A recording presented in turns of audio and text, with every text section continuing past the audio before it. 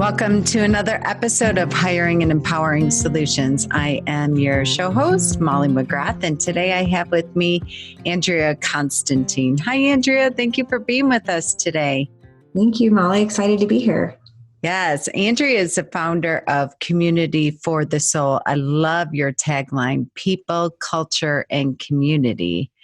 And Andrea and I met, when did we meet at Soulful Marketing? Andrea, how many years ago was that? Oh, I think it was 2009. My goodness. It just popped up from that. So I think that was like 2009. Yeah, I recently was cleaning out my office and I found the workbook from there, and I actually have it here on my desk, and there was some phenomenal information that you shared in that. And I remember that was the very first time that I got really, really clear on kind of the difference between advertising and branding and just the commercial marketing, so to speak, and how to really get your essence and the soulful marketing into your messaging and your purpose and your vision. And then I think we birthed our book, right? That's when Lainey and I got really, really clear through that marketing event that it was time for me for us to write a book. And you helped us with that as well. Yes, that was so fun. Yeah. And you really gave us the courage to launch our business and to not only write a book, but to start really interacting as business owners. I think for so long, we were really accustomed to being in the shadow of entrepreneurs. And through that soulful marketing, through the process of you building our very first website and creating, helping us to write and edit our book, we got very, very clear that we had a strong message and that we were entrepreneurs in hiding. Yeah. And I mean, your book, Yes Chick, was so great and timely. And I know you guys are still using that as a foundational piece for your work too, which is great. And I think it's really timely too for today's episode, where we're going to be talking with Andrea about her new mission and connected in 101 ways to be of service and to create community.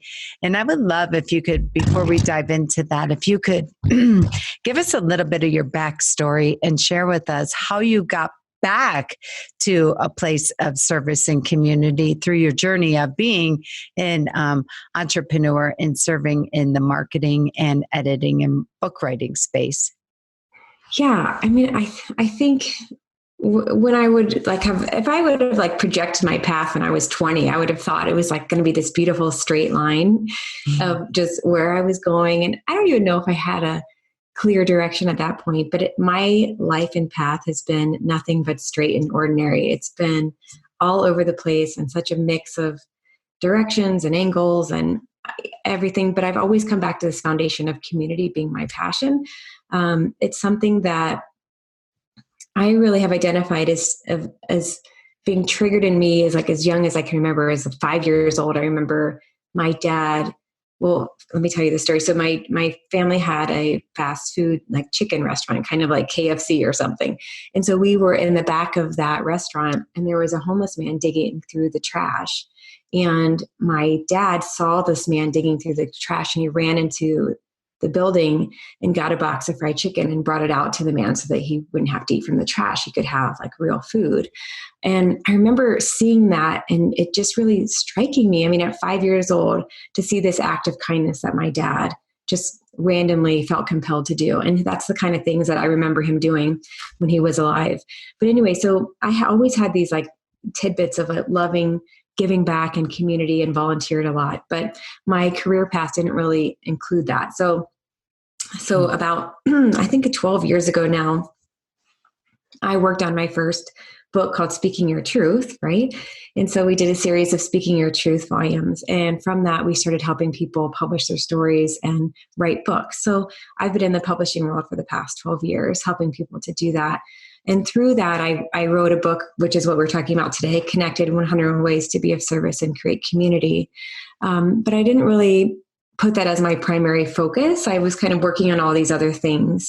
So I feel like I'm kind of rambling now. So I'll try to wrap it up and get to the point. But so basically I was doing all of this book work, but community was just this underlying kind of pull and underlying just purpose in my life that I have never been able to totally disconnect from or let go of. And it's always knocking, tapping me on the shoulder and asking me to come back and pay attention to it.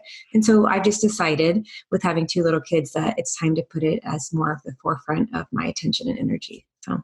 I love that you shared the story of when you were 5 years old and witnessing your father in acts of service, acts of kindness, and how sometimes that defining moment, many times that defining moment is what brings us full circle, if you will, because it's no mistake that you went and became a book publisher and did all this soulful marketing. If I'm just sitting here and thinking about speaking your truth in volume 1 and volume 2 that you did with that, in addition to your soulful marketing, it really anchors back to that community and service that you find yourself in right now. So it was transcending and throughout your entire career, right?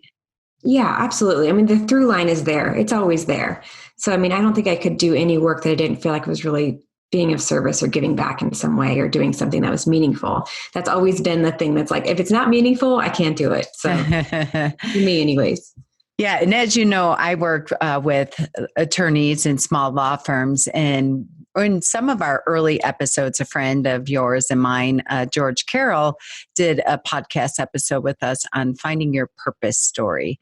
And I love how you're very clear on your purpose story and why you do what you do. And many times it's a defining moment early on in our childhood. And George spoke through, and attorneys, if you have not listened to that episode, I highly recommend that you go back and listen to it. I believe it was episode 3 or 4 on our podcast channel, where George talks about getting really clear on your why and your purpose story and ditching that traditional bio that you have that's very stuffy and not engaging. And people, you've always heard stories, data tells, story sells, and really anchoring, number one, for your personal why of why you're doing what you're doing, but also your story that you share throughout your website, your presentations, your bios, etc. And Andrea, you're speaking into that from such an early age. So can you tell us a little bit about, you said that you had children, so you really realized from a time perspective and efficiency perspective, and then I'm sure through the process of having children, how it brings you closer back to your roots and your why and things of that nature. Can you tell us a little bit about, as an entrepreneur, that defining moment when you finally gave yourself permission to say, okay, I'm going to, because you were identified as for so long as, this amazing contributor to helping people get their story out there in book format and publishing, etc., and how you gave yourself permission to let that go, so to speak, while creating this new book, but also moving more into your community for the Soul Project. Yeah, I think for me, it wasn't necessarily a defining moment, like a day that I woke up and just said, I needed to make this change. It was more of that, something gnawing at me, something kind of keeping me awake at night, something really just feels like following me around that I can't get rid of, right? It just keeps showing up for me that this is what's important to me. This is what matters most.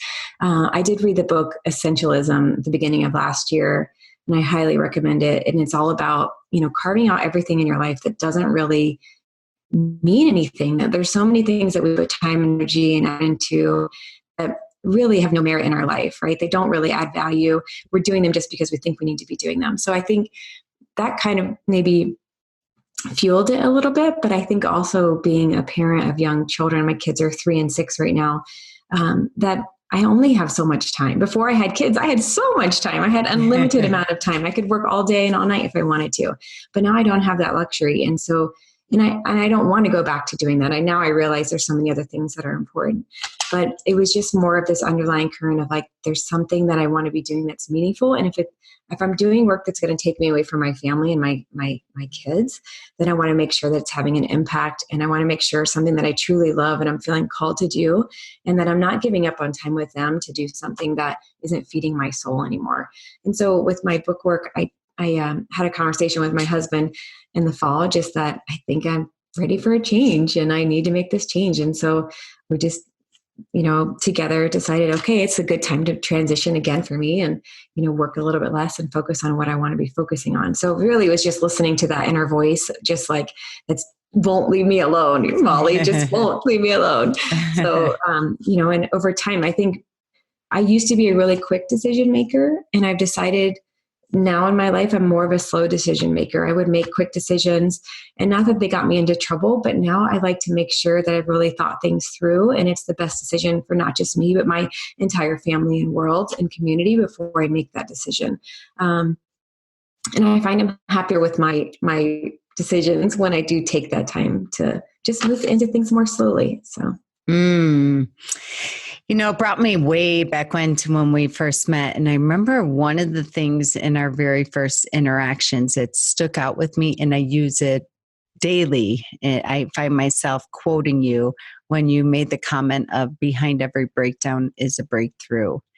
And I remember at that time when you had made that statement, I was at the point of a breakdown. I was working in 2 different companies where I was working 80 hours a week. I wasn't giving myself permission to follow my heart and soul of what I wanted to do, which is now hiring and empowering solutions. And so often what I love about your story is you didn't have to have that massive breakdown. You actually just heard a rumble and you heard your intuition, and you took, I wish so many of us would learn from this, because the stories that I typically hear is there's an illness or there's a massive meltdown or there has to be some kind of tragedy or trauma to force us to make decisions and to really follow our heart. And you hear the stories all the time of people saying, if it wasn't for that tragedy, I wouldn't have today's blessing. So I love that what I'm taking away from this is when you start to feel that and you start to sense it, to kind of the power of the pause and to sit with it, have the crucial conversations with people, get really clear on what's important to you. What I love that kids do for you is that they help you really take stock very quickly, because you don't have unlimited time. You don't have unlimited energy for the hustle anymore, where you can pull all-nighters or operate on 4 hours of sleep. Most of us can't do that any longer. But many of us still white knuckle. We muscle through still and just say, it is what it is. You hear that all the time. This is just how it's going to be until my kids are 18 and they're off to college. And I had that defining moment back when I met you, and you kind of gave me permission to listen to my intuition, taught me how to do that. And I remember a few years in, when I was building this company while also still doing what I had to do to feed my family, so to speak. I remember at one point I heard this internal message, and it became so clear to me that, my kids were getting this stressed out, crappy version of me. And I'm like, wow, like I need to do something and do something now. But unfortunately, it took many years of me running myself ragged. So I love that is not your story, that you were able to pay attention and give yourself permission quickly and at the beginning phases of that. So it wasn't this breakdown story, right? Yeah. I mean, I definitely did. There definitely were tears involved over the years. Yes. So it wasn't that it was all cupcakes and rainbows either. It's just that I didn't have like some major health crisis, like you said, or some major breakdown where I had to make a different decision. It was just more like, this is what I want to be doing and spending time on. And why not? Why am I not doing that? Why am I putting my time and energy in places that aren't really the best fit for me anymore? So I was just really paying attention to myself and then cutting out what doesn't matter. I think that's so important, to cut out all the things that are in your life that really have no significance whatsoever. And it's amazing how we get caught up in the trap of doing all these things that don't matter and spending time on things that don't bring us to the places that we want to be going. And speaking of what matters, so often I work with law firms, and as you know, by and large, the bulk of my business is estate planning and elder law attorneys, which is my favorite area of law because they're so heart-centered, so soul-driven. And, often I've heard the terminology that they call estate planning hug planning, or they'll call estate planning and elder law attorneys social workers with law degree, because first and foremost, they lead with service. First and foremost, they lead with a heart built for their community. And they do a tremendous amount of community outreach, community service, etc. But so often, going back to this cutting out what's not matter, the thing that I hear from attorneys, I say, okay, great. You made all your goals. You hit all your money goals. What's next for you? Always it comes to a place of giving back. It comes back to, I wish we had time to involve this community essence into our business now, not wait until later and start bringing it in. And they really just don't know how to incorporate that. And I hear that from employees as well, when they're working in cause driven, when they're working in heart-centered businesses, they won't leave because it's fulfilling many missions for them. Number one, from a financial perspective, that they're able to have a job that covers their bills and takes care of their family. Number one. Number two, that also when they're working in an impact-driven law firm, such as estate planning and elder law, and all different areas of law that are cause-driven and the employees very invested in the why. But third, I'm sure you hear this from people all the time. I wish I had time to volunteer.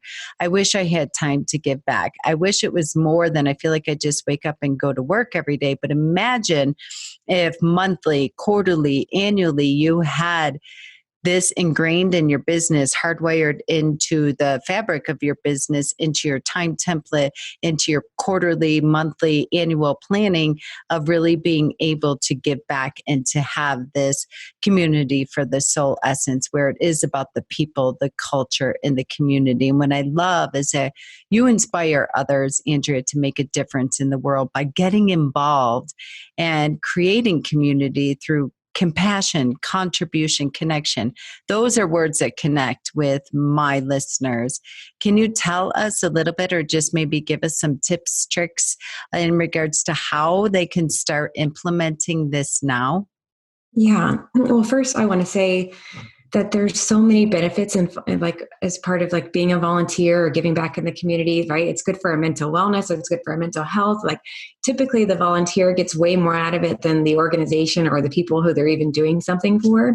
And so it's a really good balance of like you're showing up and doing something, and it's benefiting an organization or a group of people, but it's also really good for you too. It's really good for your soul. So it's always amazing to me how many people just don't do it, but just want to encourage people to just make time and energy for it. But my first thing that I would say is to start small, right? So I think people, when they think about volunteering, immediately go to like, oh, I got to show up every week. I got to do hours and hours. I've got to do all of these things that I don't have time for.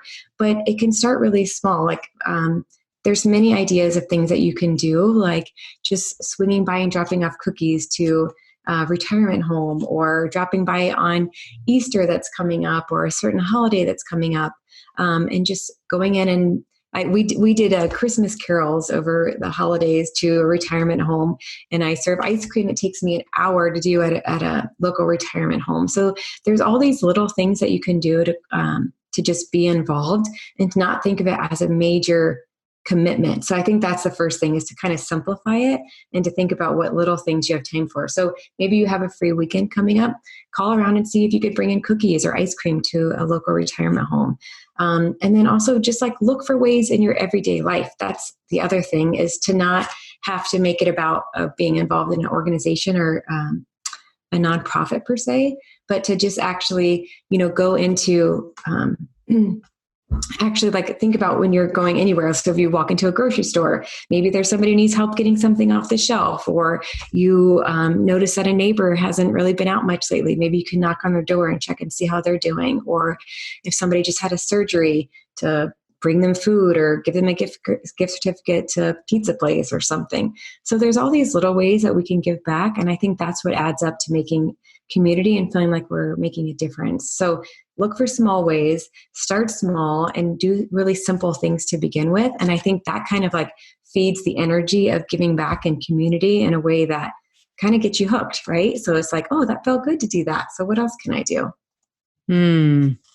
And I love how you started that, where it really brings, it's more for the volunteer, leading to happier, healthier lives, and really getting, I can only imagine what it does from a team centric approach of bringing your team together in a business essence when you bring your team and involve them in this and finding a passion project. I know for you, you're really passionate about food. And that's one area, as you said, that, but you've done these community dinners and things of that nature. So finding what you're passionate about, and it doesn't have to be dependent on you. As you were speaking as an entrepreneur, I know how incredibly busy you all are, but finding someone in your law firm that could spearhead this, I guarantee your employees would love to spearhead this and creating a passion project out of it, and find something that you're passionate about. If it's softball, or you played soccer in college, or whatever it might be. There's so many boys and girls clubs.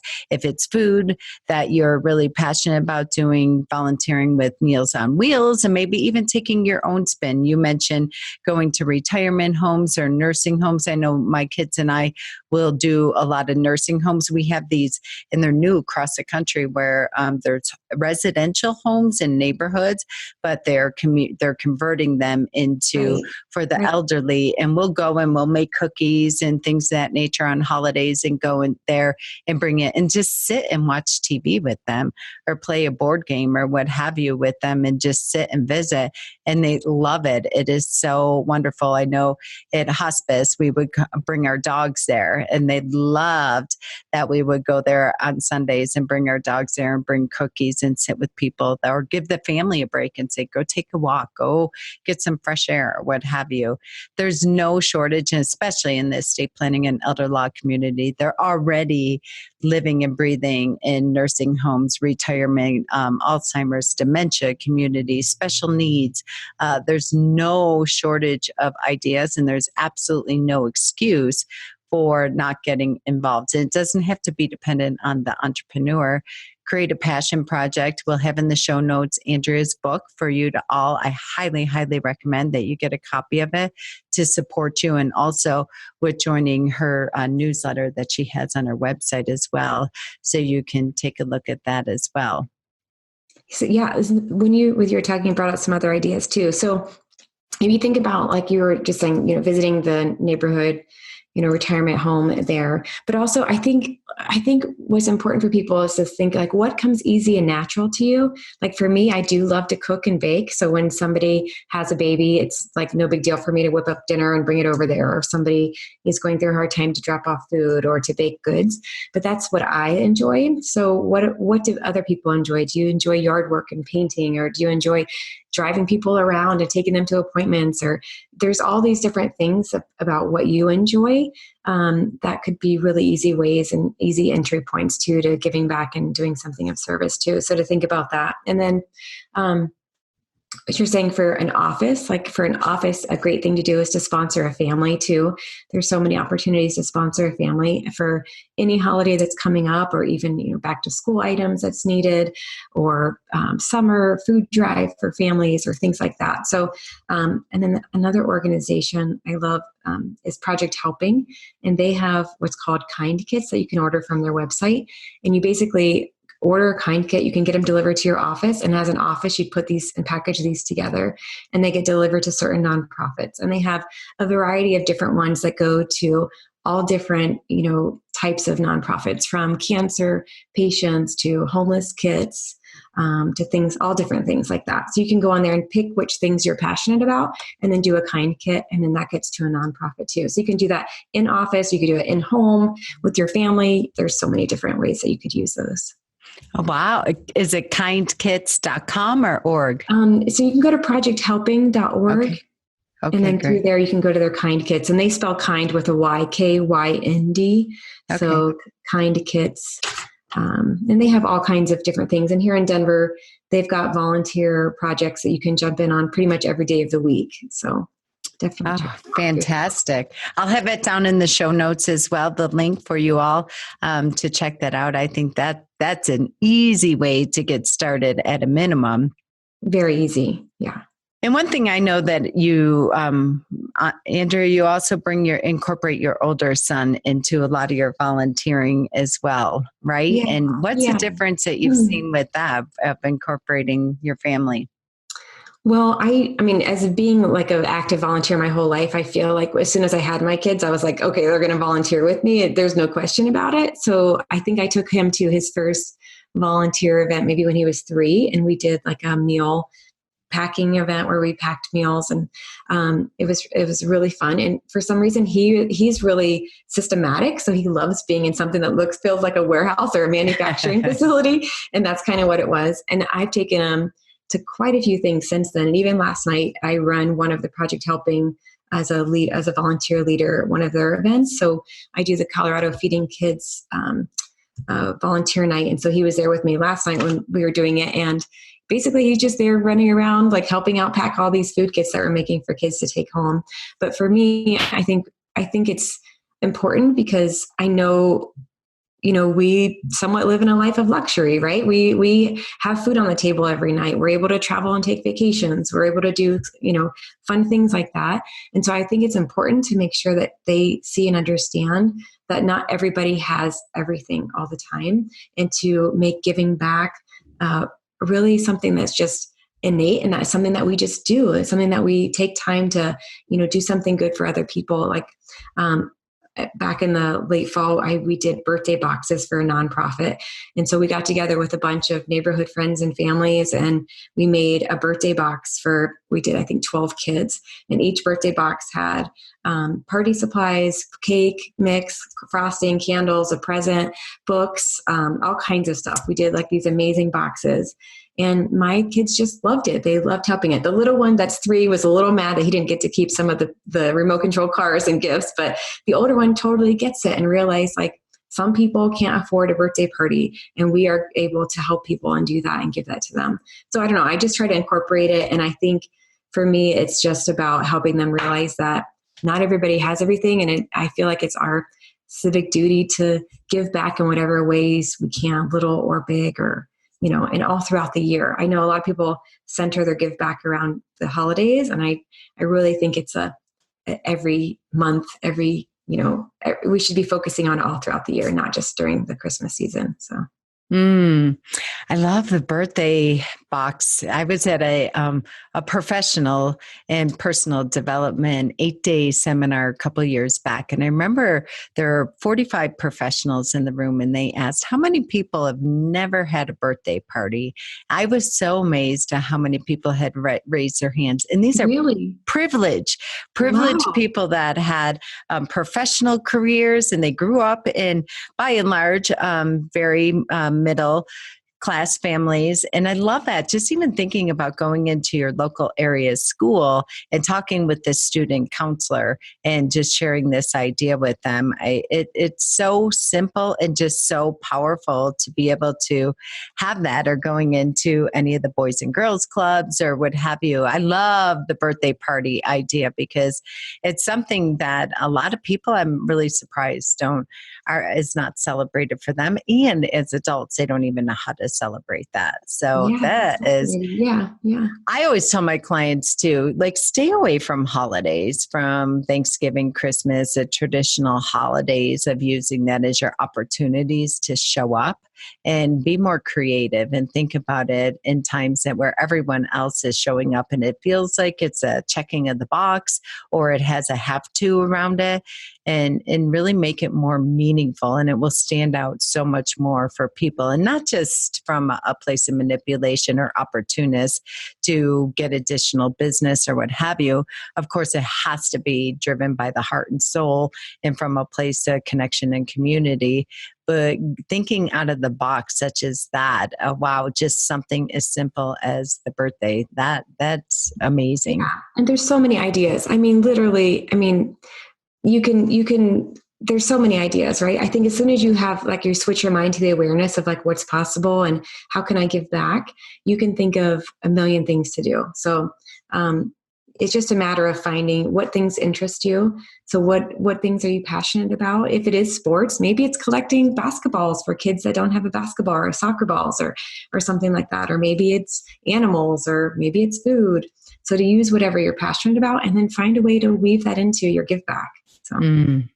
And incorporating your family. So so many people tell me my kids have no idea what I do. They just sort of resent that I'm never home and I'm always working, and or I'm always feeling guilty because I'm always running late, or I'm always working, or on the weekends I'm dodging out to go to the office or what have you. And so often they'll even say, like, my spouse, my children, they don't really understand what I do all day. I'm just feel like a walking ATM, if you will. And this is a wonderful opportunity. I can tell you, I just posted a podcast actually this morning that my son walked into my office having extreme anxieties, getting ready to go off to college, getting ready for that. And there's so many moving pieces with that massive transition.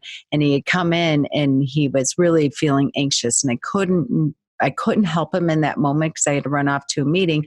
And I said to him, listen, I just finished this podcast with somebody that works on changing your mind and changing your thoughts, and listen to this podcast. I'll be out in an hour and then we could talk and go to lunch. And I came out and he had pages and pages of notes. And he said to me, this is what you do every day. And then he forwarded the podcast to my daughter, to his 14-year-old sister, and said, did you know that you can control your thoughts and change your brain? And he shared it with her. And it's really fascinating because I can tell you it completely transformed my relationship with my children. They never complain about me going to work. In fact, my 18-year-old just left. He came here to my office when he had a break, and he loves to come here and listen to my conference calls and listen to my podcast now, and has such an appreciation for it. So I share this story of, just like Andrea, like incorporating your family and including them, because they will have such a level of respect and appreciation, especially when it's from a place of difference making, right? Just even something as simplistic as my podcast that hopefully will touch somebody. And I know it did for my 14-year-old and 18-year-old, and make a difference for my listeners and for something else. But when you include what you're up to, and you include your why, and you include why you get up and do what you do every day, and incorporate your family into it, it brings this whole new level of joy and reinvigoration for your profession and what you spend all day doing. And the strategic byproduct is that your family understands and has a deep appreciation for what you're doing. And when you incorporate the volunteering into that and the community-based service to that, it takes it to a complete, I would just assert, Andrea, that it's almost like finding a whole new job and a new passion, because it brings this depth to what you're doing every single day, right? Yeah, absolutely. I mean, I think it adds that level of meaning and significance that we're all after. Yeah. I love that meaning and significance we're all after. That's phenomenal. So what would be like maybe 2, 3, 5 tips that you would give our listeners in closing, in how to get started and not make this into an overwhelming project? I know you gave us a lot of ideas. So number one, find something that you're passionate about and make it simple. How could they keep this off the shelf and keep it moving every day and every week, and chip away at it like they do so beautifully in their business, and interact with it like a strategic project in the beginning to get it deployed? Yeah, that's a good question. I think keeping it simple is the key to everything, right? The more we complicate things, the more difficult it is, the more details we worry about, it's just not going to happen. So to go the simple path. So one, find something you're passionate about, whether it's a certain industry or a certain group of people, or if it involves a certain thing like food or travel or anything. So find your passion. Make a plan, make a quick plan of like how often you have time to do something, whether you want to give time, whether you want to give money, or if you want to do something that's more hands-on, and then find an organization that connects with that ideas, and then just be consistent about it. So like I do my event the second Monday of every month. So, what works for you? Like what is something that you can just make consistently? One of the things that we do with our ice cream at the retirement home is we have like 5 families that do it. And so we just have a sign up genius. And so everybody's going at least once a month, somebody's going, but the families just rotate that. So to find other people that you can share that responsibility with too, if it's a longer commitment. And then maybe have someone hold you accountable, share it with, somebody that you want to make this an important part of your life and that you want to be committed to it, and see if you can have somebody to check in with you about it. So those would be my off the top of my head tips about that. Yeah, that's great. I love the last one too, of having someone who can hold you accountable. So for our business owner listeners, enroll a team member. People always, to your point, you use Sign Up Genius or you see GoFundMe, you see all these things out in social media, and people setting a goal for X on their timeline and having people contribute for the birthdays, no longer presents. I want people to contribute money. I'm always amazed at how the goal is not only met, but exceeded, like within 24 hours. People are always looking for something to help, and they struggle with coming up with the creative idea or coming up with doing the research, et cetera. So attorneys, business owners, listeners, please enroll someone in your office. Share this podcast with them and say, listen, implement this. You have my full permission. You have my full resources. Because what I love that you just shared, Andrea, which maybe I didn't really realize, is that you're not spending every waking night and minute. This is your business. You've written a book on it, but to hear you say, I pick the first Monday of the month and I sprinkle in some of these other times, you're not spending every waking minute volunteering and giving into community service. You can make such an enormous impact. It's not about that it's all in or all out with your time. Just putting in your calendar, finding out what works for you will make an enormous impact. And then from there, it can grow by enrolling other people and still serving the mission, right? Right. Yeah, absolutely.